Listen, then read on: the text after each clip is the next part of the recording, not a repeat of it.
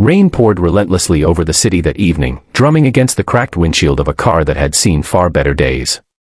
Inside, a man sat silently, staring at the dashboard lights that flickered weakly, his hands trembling slightly on the worn steering wheel.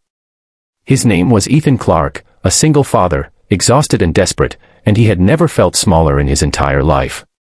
Outside, the world carried on, bright neon signs, laughing strangers, and the distant hum of trains cutting through the night, but for Ethan, time had slowed, trapping him in a moment he wished he could erase. He looked over at his son, Noah, asleep in the back seat, his small chest rising and falling with innocence that seemed almost cruel in contrast to the heaviness in Ethan's heart.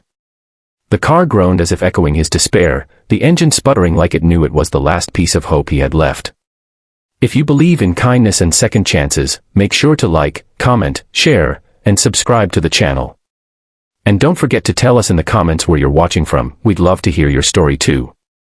Ethan's life had not always been this precarious. A few years ago, he had been a promising software engineer with dreams of giving his son everything the world could offer. But life has a cruel way of testing even the strongest hearts. When Noah was just 4, his mother passed away suddenly, leaving Ethan to navigate grief while shouldering the enormous responsibility of raising a child alone. Money became scarce, opportunities dwindled, and the old car he once drove with pride became a relic, barely holding together, symbolizing both his struggles and his sacrifices. Every day, Ethan worked 2 jobs, one as a mechanic in a small garage, and the other delivering parcels through rain and snow, yet it never seemed enough. That night, Ethan's mind was consumed by a single urgent problem, the train ticket that could change everything. Noah had been accepted into a specialized school hundreds of miles away, a place that promised the education and support he needed to thrive. But Ethan couldn't afford the fare. He had counted his money countless times, hoping for a miracle, but all he had were a few crumpled bills and the broken old car, rusted and worn, sitting in the driveway. It had been with him for over a decade, carrying memories of laughter, arguments, and countless road trips with his late wife. Selling it felt like selling a part of his own soul, but he had no choice. The next morning, drenched in the chill of January, Ethan pushed the car into a dusty lot that smelled of oil and asphalt. As he hung the for sale sign on the windshield, he couldn't help but whisper a goodbye, tracing his fingers along the cracked leather seats, each crease holding a memory of a happier past. Hours passed, with no one stopping, no one interested in a car that barely ran and had clearly been through a lifetime of hardship. Hope began to fade, and fear crept in. What if he couldn't sell it in time? What if Noah missed the school opportunity? Just when despair seemed at its peak, a sleek black luxury vehicle rolled into the lot. Out stepped a man in his mid-40s, impeccably dressed, exuding an aura of quiet confidence and warmth. His name was Michael Bennett, a billionaire entrepreneur known for his philanthropy but equally known for his unyielding attention to detail. He walked up to the old car with curiosity rather than skepticism. Ethan expected criticism, laughter, or rejection. Instead, Michael's eyes softened, and he asked questions, not about the car's faults, but about Ethan, about Noah, about the story behind the worn engine and peeling paint. Ethan found himself sharing more than he intended, the hardships, the dreams, the sleepless nights, the weight of trying to provide for a child alone. Michael listened, genuinely, intently. And then, without hesitation, he did something Ethan would never forget. He handed Ethan a check. A check for $1 million.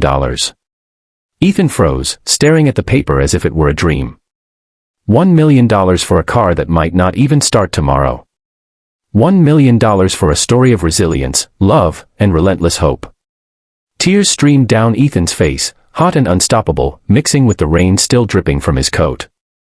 He looked back at Noah, who had woken up during the exchange, rubbing his sleepy eyes, and in that moment, the weight that had been crushing him for years lifted, like the storm had finally passed. With the money, Ethan not only secured Noah's education but also paid off old debts, repaired their small home, and finally allowed himself a rare thing, rest. But more than the money, what mattered most was the reminder that kindness exists, that the universe has a way of rewarding courage and love, even when hope seems lost.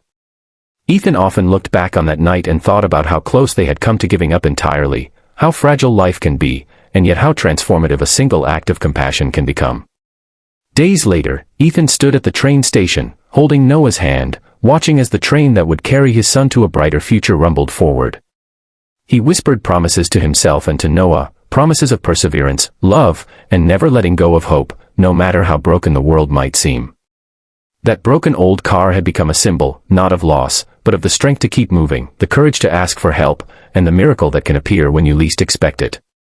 If this story touched your heart, please make sure to like, comment, and share this video with everyone you know. Let others feel the hope, the joy, and the reminder that even in our darkest moments, the light of kindness and second chances can shine through. And before you go, leave a comment right now sharing what part of Ethan and Noah's journey moved you the most. It means more than you can imagine. Because in the end, it wasn't the car or the money that changed their lives, it was the humanity, the connection, and the unwavering love of a father who refused to give up. And that is a story worth holding in your heart forever.